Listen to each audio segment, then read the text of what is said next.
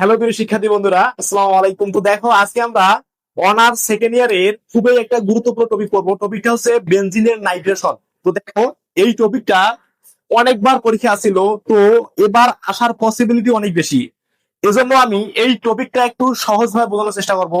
আশা করি তোমরা যদি আমার এই ক্লাসটা দেখো, অবশ্যই তোমরা এই টপিক থেকে অ্যান্সার করতে পারবা, অর্থাৎ তোমরা বুঝতে পারবা। তো দেখো, আমাদের জৈব রসায়নের এই টপিকটা আছে দ্বিতীয় অধ্যায়ে, আর এটা এইচএসসি তেও তোমরা সেকেন্ড চ্যাপ্টারে পাবা। তো আমি এটা একটু পড়তেছি। দেখো, আসলে বেনজিনের নাইট্রেশন বলতে কি বুঝি। তোমরা যদি সহজভাবে মনে রাখতে চাও, সেটা হচ্ছে বেনজিন থেকে নাইট্রো বেনজিন উৎপন্ন করার প্রক্রিয়াকে আমরা বলি বেনজিনের নাইট্রেশন। তো আমি যদি এটা একটু ভালো আরো ভালোভাবে সংজ্ঞাটা দেই, যে বেনজিনকে যখন গাঢ় নাইট্রিক অ্যাসিড এবং গাঢ় সালফুরিক অ্যাসিডের সহযোগে 50 থেকে 60 ডিগ্রি সেলসিয়াস তাপমাত্রায় উত্তপ্ত করলে নাইট্রোবেনজিন উৎপন্ন হয়। অর্থাৎ এখানে হাইড্রোজেন প্রতিস্থান হয়ে নাইট্রোবেনজিন উৎপন্ন করে। এই বিক্রিয়াকে আমরা বলি বেনজিনের নাইট্রেশন। তো বিক্রিয়া যদি আমি বলি, দেখো,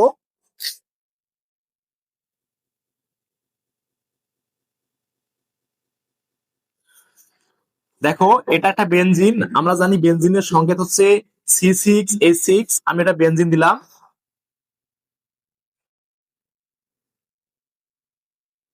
তো দেখো, আমরা যদি এখানে গাঢ় সালফুরিক অ্যাসিড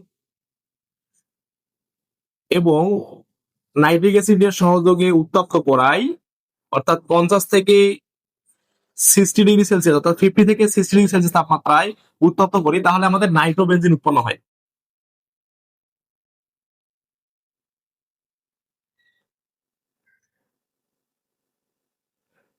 এবং এখানে পানি।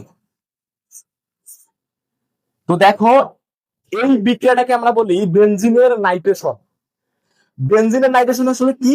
বেনজিন থেকে নাইট্রোবেনজিন উৎপন্ন হওয়ার প্রক্রিয়াকে আমরা বলি বেনজিনের নাইট্রেশন। তো এটাকে আমরা বলি নাইট্রোবেনজিন। নাইট্রোবেনজিন।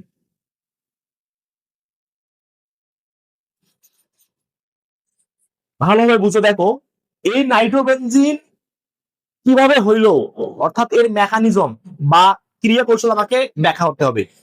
তো আসলে ক্রিয়া কৌশলটা কি? আমার মনে হয় তোমরা যদি এই ক্রিয়া কৌশলটা ভালোভাবে বুঝতে পারো, অবশ্যই যে বাকি যে বিক্রিয়াগুলো আছে, যে রেজোনেন্স বলো, তারপর হচ্ছে ফিডেল ক্রাফট, অ্যালকাইলেশন, অ্যাসাইলেশন, এগুলো কিন্তু ভালোভাবে বুঝতে পারবা। তো এই জন্য আমার মনে হয় তোমরা এটা মনোযোগ সহকারে দেখবা।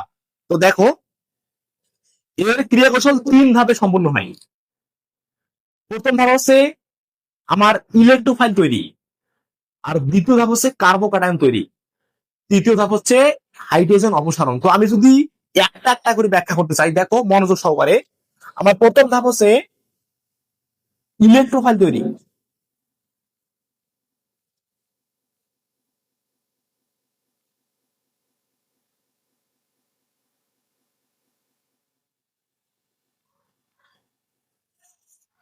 তো দেখো, আমরা জানি যে নাইট্রিক অ্যাসিড এবং সালফুরিক অ্যাসিড, দেখো দুইটাই কিন্তু আমাদের অ্যাসিড।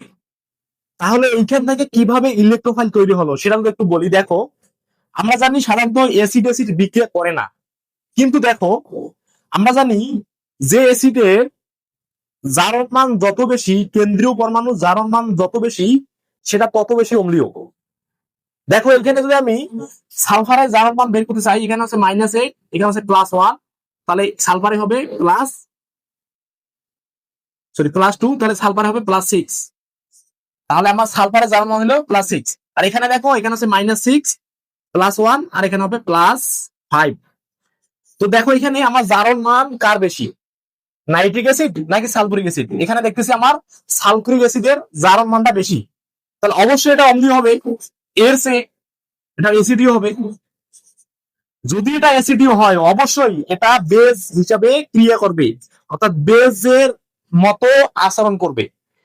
তো দেখো, এইখান থেকে আমরা জানি অ্যাসিড কারা, যারা জলীয় দ্রবণে H+ দান করে, অর্থাৎ এখানে অ্যাসিড থেকে আমাদের H+ দান করবে। আর আমরা জানি বেস কারা, যারা জলীয় দ্রবণে OH- দান করে, অর্থাৎ এই OH আর H মিলে বিক্রিয়া করবে, করে পানি তৈরি করবে। তো এটা যদি আমি একটু ভালোভাবে লিখি, দেখো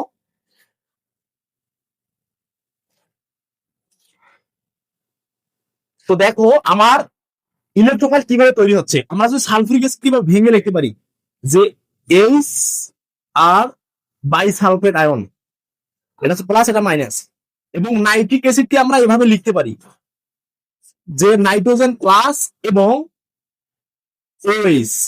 এটা আমরা কেন করলাম, আমাদের বুঝার সুবিধার্থে আমরা করে নিলাম। তোমরা যদি না করো কোনো সমস্যা নাই, তবে করাটা ভালো, আমার মনে হয় বেটার। তো দেখো এখান থেকে আসলে কি হয়, এই এইচ প্লাস, সালফিউরিক অ্যাসিডের এইচ প্লাস আর নাইট্রিক অ্যাসিডের ওএইচ মাইনাস, এরা পরস্পর বিক্রিয়া করে পানি তৈরি করে।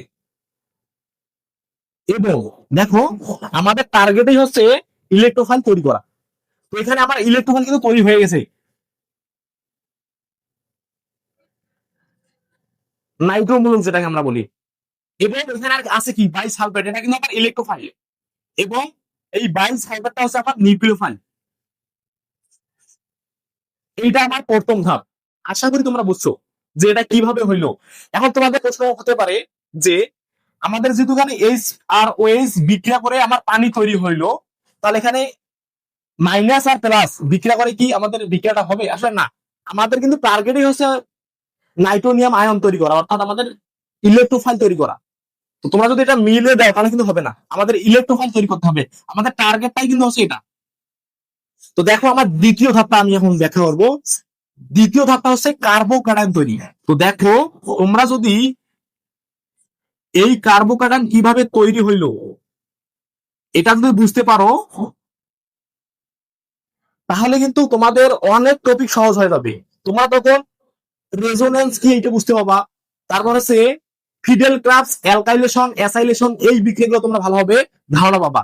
তো অবশ্যই তোমরা এটা একটু ভালোভাবে দেখো, আমি সহজে পাইতেছি। দেখো আমরা জানি একটা বন্ধনকে ভাঙলে দুইটা হাত তৈরি হয়।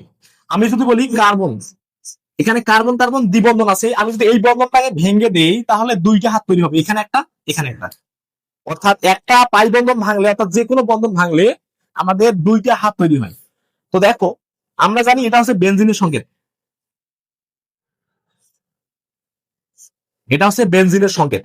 তো দেখো আমরা বেনজিন যদি বলি, এটা হচ্ছে আমার বেনজিন। তো আমরা জানি এই প্রত্যেকটা কর্নারে একটা করে কার্বন আছে, আর প্রত্যেকটা কার্বনের সাথে একটা করে হাইড্রোজেন আছে। তো দেখো এখানে একটা কিন্তু হাইড্রোজেন আছে। দেখো এই কার্বনের কিন্তু চারটা হাত, একটা দুইটা তিনটা চারটা। একই সিস্টেম এখানে একটা হাইড্রোজেন আছে, তাহলে একটা দুইটা তিনটা চারটা। তাহলে প্রত্যেকটা কার্বনের হাত কিন্তু চারটা করে। তো দেখো এটা যদি আমি লিখি, এটা আছে হাইড্রোজেন। তো এইখানে যখন আমরা নিউক্লিওফাইল অর্থাৎ ইলেকট্রোফাইল আমরা দেই নাইট্রোমূলক, তখন আসলে কি হয়, এই পাই বন্ধনটা আছে, এই পাই বন্ধনটাকে, এই পাই বন্ধনটা এই ইলেকট্রোফাইলকে আকর্ষণ করে। অর্থাৎ তীর চিহ্ন কিন্তু এভাবে দিতে হবে, কখনো এপাশ থেকে এপাশে দেওয়া যাবে না, কিন্তু তাহলে কিন্তু ভুলে যাবে। এই পাই বন্ধনটা এই নিউক্লিওফাইলকে আকর্ষণ করে, আকর্ষণ করার কারণে এই যে বন্ধনটা এখানে আছে, এই বন্ধনটা কিন্তু আর থাকবে না, এই বন্ধনটা ভেঙে যায়। আসলে দেখো এই বন্ধনটা কার কার মাঝে ছিল, কোন কোন কার্বনে ছিল, এই যে এই কার্বন আর এই কার্বনের মাঝে কিন্তু ছিল। তো দেখো এখানে আমার এই যখন এই বন্ধনটা ভেঙে গেছে তখন কিন্তু কার্বনের হাত হয়েছে কটা, তিনটা। তো এই যে ইলেকট্রোফাইলটা এই কার্বনে যাবে, অর্থাৎ এই হাইড্রোজেন ওকে জায়গা দিয়ে দেবে। তো এটা যদি আমি একটু বলি, এভাবে লিখি দেই, তাই এইভাবে থাকবে। তো দেখো এটা আসলে এইভাবে হয়।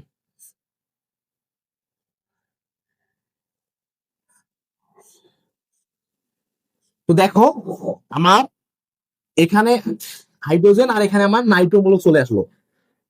তাহলে দেখো আমার এই কার্বনে কিন্তু চারটা হাত ঠিকই থাকলো, একটা দুইটা তিনটা চারটা। কিন্তু সমস্যা হলো এই কার্বনে, দেখো এখানে একটা তো হাইড্রোজেন আছে, এইখানে কিন্তু এর হাত হলো কয়টা, তিনটা। এর একটা হাত লাগে, তখন এ হবে পজিটিভ, এ কি হবে, এ হবে আমার পজিটিভ চার্জ, এই কার্বন হবে পজিটিভ। আর এখানে বাকি যে হাতগুলা ছিল ওই হাতগুলা ঠিক থাকবে। কিন্তু দেখো এখন এই যে কার্বন, এ কিন্তু চাবে না যে এ পজিটিভ হাত, তখন কি করবে, এই যে এদিকে একটা পাই বন্ধন আছে না, এই পাই বন্ধনটা এইখানে চলে যাবে। দেখো যখন এই পাই বন্ধনটা যখন এখানে চলে যাবে তখন আসলে কাহিনীটা কি হবে, দেখো একটু ভালোভাবে বোঝার চেষ্টা করো। তখন দেখো এখানে কিন্তু পাই বন্ধনটা আমি দিয়ে দেই, এভাবে লিখি,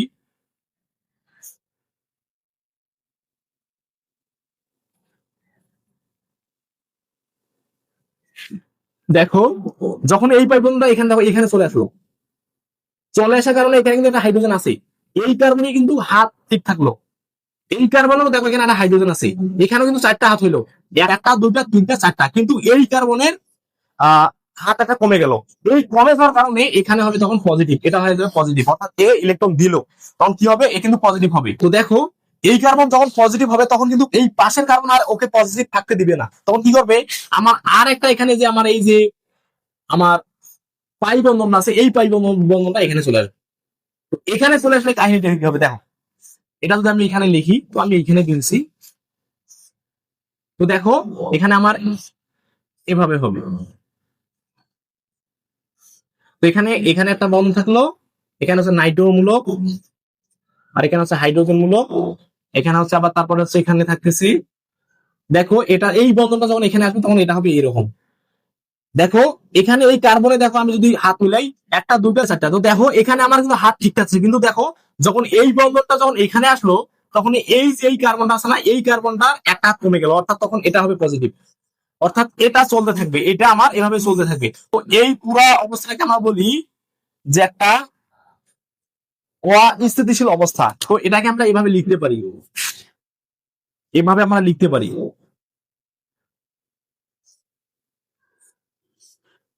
তো আমরা এটা এভাবে লিখতে পারি যে প্লাস দিয়ে এটা এভাবে দিব, এখানে আমার নাইট্রো মূলক আর এখানে আমরা হাইড্রোজেন মূলক। তো এটাকে আমরা বলি রেজোনেন্স হাইব্রিড বা সিগমা কমপ্লেক্স অথবা সিগমা জটিল অথবা অস্থিতিশীল অবস্থা। তো এটা হচ্ছে আমার দ্বিতীয় ধাপ, আশা করি তোমরা এটা বুঝছো। এখন আমরা যাবো তৃতীয় ধাপ।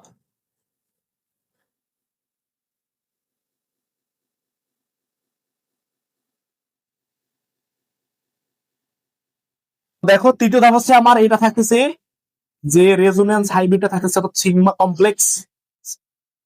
তো এটা আমার প্লাস, সেটা এখানে আছে নাইট্রো মূলক আর এখানে আছে হাইড্রোজেন মূলক। তো এখানে যদি আমরা দেখো, আমরা প্রথমেই পড়ছি যে আমরা এটা পড়ছিলাম যে বাইসালফেট প্লাস NO2 প্লাস আর হচ্ছে ওএইচ। তো এখান থেকে আমাদের পাইছিলাম পানি, ইলেকট্রোফাইল আর এখানে হচ্ছে নিউক্লিওফাইল, অর্থাৎ বাইসালফেট আয়ন পাইছিলাম। তো আমার এটা তো আমরা ব্যবহার করলাম, এখন আমাদের এই যে বাইসালফেট আছে না, এই বাইসালফেট পরে বিক্রিয়া করে এই যে হাইড্রোজেনকে অপসারণ করে নেয়, অর্থাৎ এই হাইড্রোজেনকে এ নিয়ে নিয়ে তৈরি করে সালফিউরিক অ্যাসিড। আর এখানে তৈরি থাকে নাইট্রো বেনজিন, এখান থেকে নাইট্রো বেনজিন। তো এটা হচ্ছে আমার শেষ ধাপ। আশা করি তোমরা বুঝছো, যদি সমস্যা হয় আমাকে বলবা, আমি আবার বুঝাই দেবো ভালো হবে।